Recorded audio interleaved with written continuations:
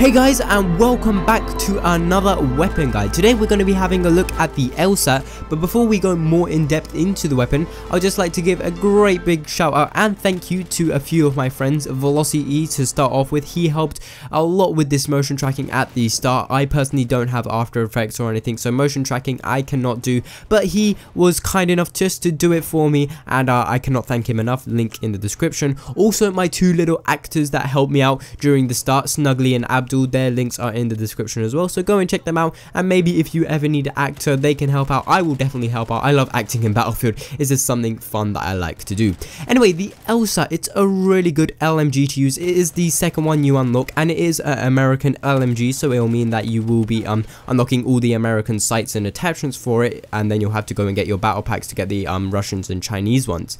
Now the LSAT in real life was part of a program called the Lightweight Small Arms Technologies program, and it was a program set up by the JSSAP, also known as the Joint Service of Small Arms Protection, who challenged the American defense industry to create a LMG which was lighter than normal LMGs, and also more accurate and just overall more reliable. And then they came up with this LSAT weapon, which is really cool, and they tested it in the field with like I don't know how many soldiers, but in the end the soldiers preferred the LSAT over some of the other more heavier LMGs such as the SAW. And yeah, it is a really good LMG, and you kind of see this reflected back into Battlefield. You can see that it feels kind of light in your hands. I don't know how you would really feel that, but to me personally, it felt that I was like moving about a little bit more quicker with it than when I was using the SAW. It kind of felt a bit sluggish with the SAW. Also, it was a bit more accurate than the SAW. I don't know whether that was just me, but I found it to be a little bit more accurate. So if you are picking between the two, then this one is a really nice one to use. Now going on to some of the actual statistics of the weapon in game, you can see that it is a really powerful weapon to use. The max damage is 25, then drops down to 18, so it is a really high powered weapon. You're going to be dropping people pretty fast, and the fire rate is at 650 rounds per minute, so it is quite fast, though not as fast as some of the other weapons in the game, but with the speed that you're getting and the damage you're getting, you are going to be dropping people pretty quickly. You can also see on screen, or maybe before you could see some of the other stats, so do with that what you will. Anyway, on to actually using it in game. Now personally, I like to use LMGs, well all LMGs at the close quarter combat situations, though many other people like to use them mid and long range, and the LSAT is great for that, because any situation you want to use it, you're going to be decking people at any range, so it is really cool.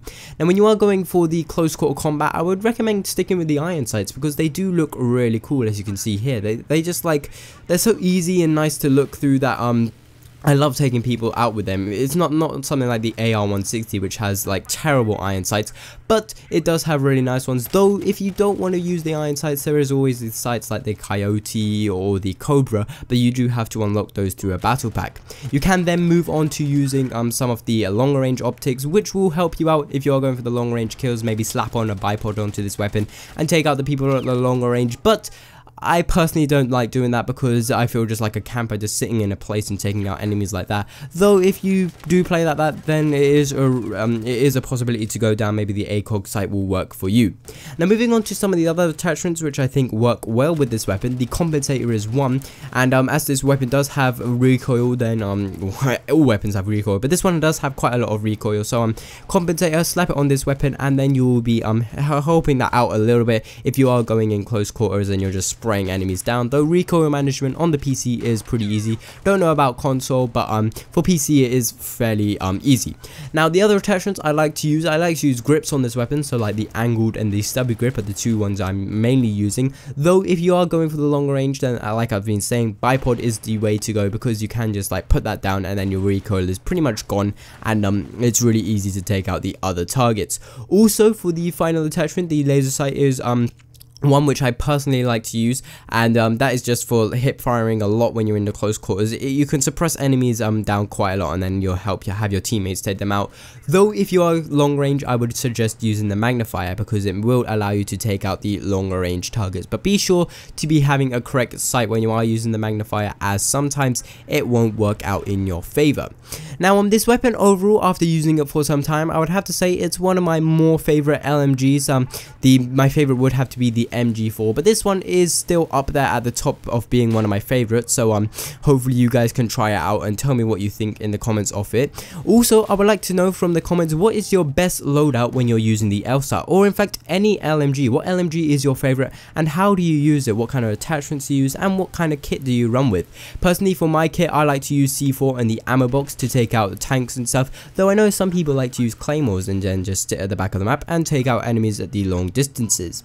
Now, just a few updates, like I've been saying for the past few days and weeks, like exams are coming up, so I'm quite nervous about them. Haven't really done as much revision as I should have done, but I think I'll get past them pretty well, hoping for mostly A's to A stars, maybe a few B's, but overall they should go down quite well. But that is happening over the next month, so I don't think I'll be stopping making videos. I'll still get a few out to you guys, but they won't be too long or anything too in-depth, maybe a few live comms. But after the exams, I'm going to be going ham with the videos, not daily uploads, but I'm going to be trying to make the uploads look really cool and actually try and get quite a few out to you guys. But anyway, I've been Rahul. Hopefully you have enjoyed this LSAT weapon guide. If you did, please leave a like, because I did spend some time making this video and I should have been revising, but procrastination hit me once again. And yeah, if you did enjoy it, like I said, leave a like, and as always, I've been Rahul. Hopefully you've enjoyed the video, and I'll catch you on the battlefield.